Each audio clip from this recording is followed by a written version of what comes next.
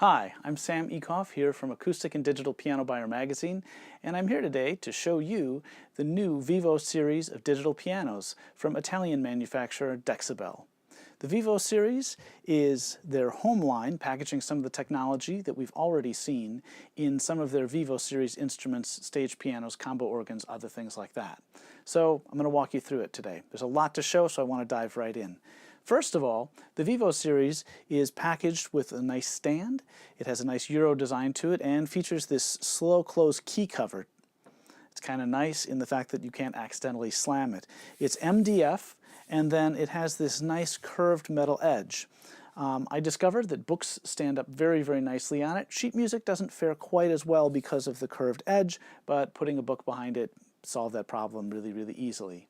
As we see on a lot of digital pianos, we have our control section off to the left, featuring an OLED display and a number of buttons, an integrated music stand, a couple of speakers here, and our power and volume control off to the right. Speaking of volume, the Vivo series puts out plenty of power.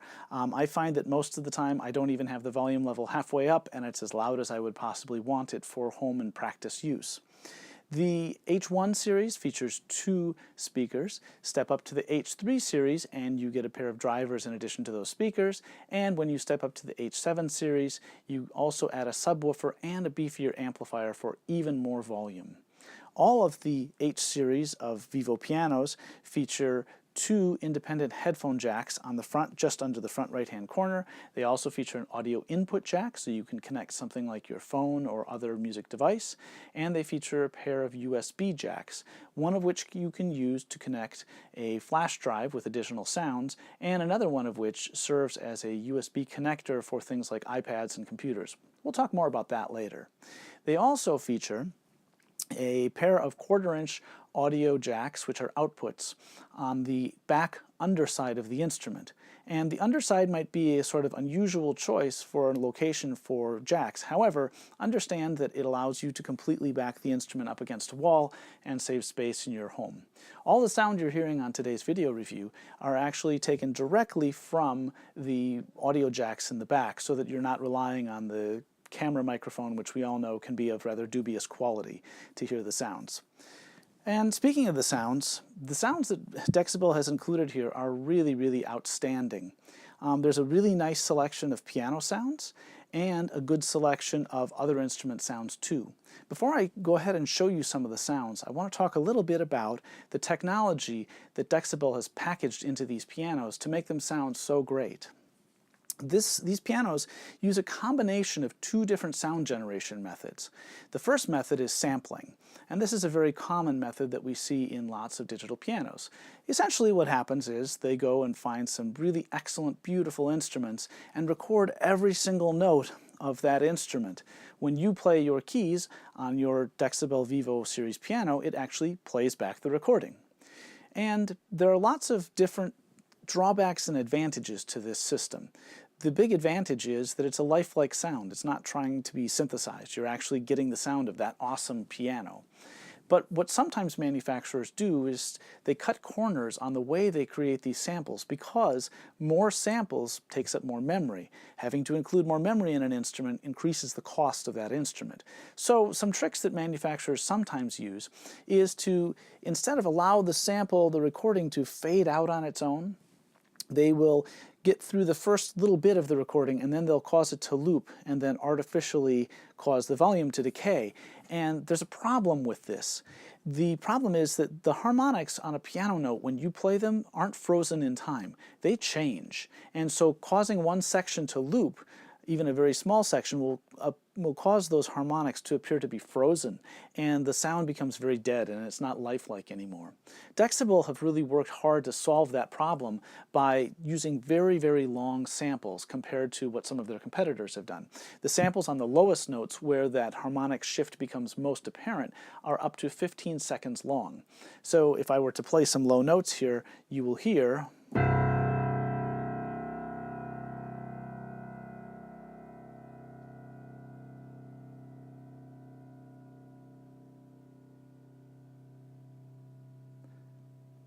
as the sound decays, the harmonics continue to shift in time, just like they would on a real piano. And that really does a lot to add realism to the sound.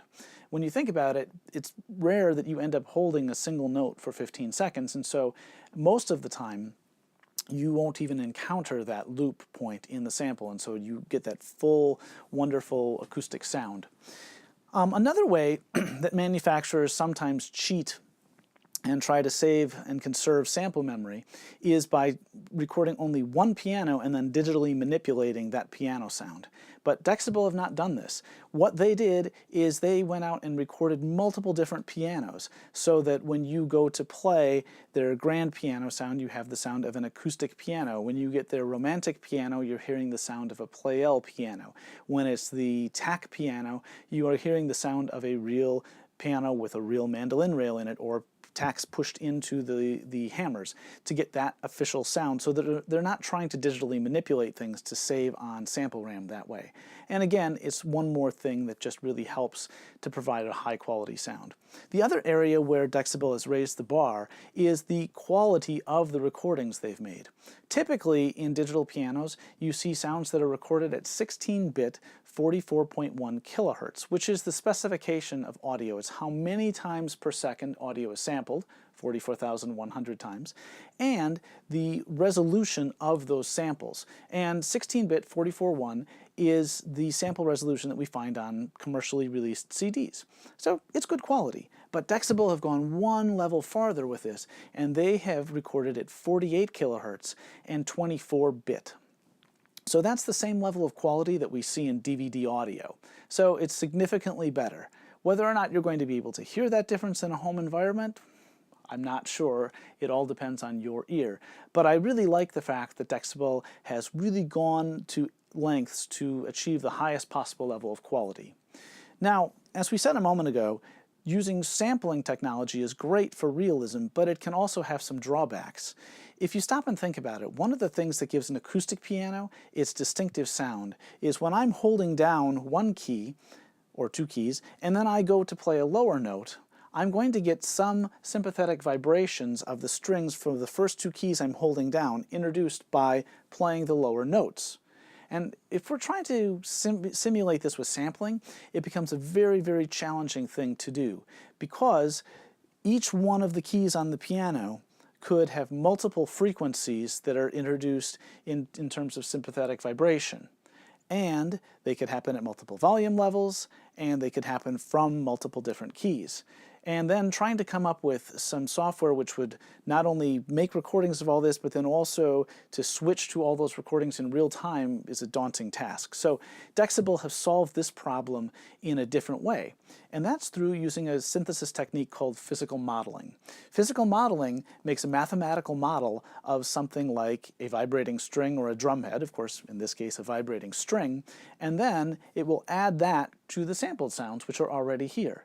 So when I hold down these two C's, and I strike them so gently that they don't play, and then I play a lower C,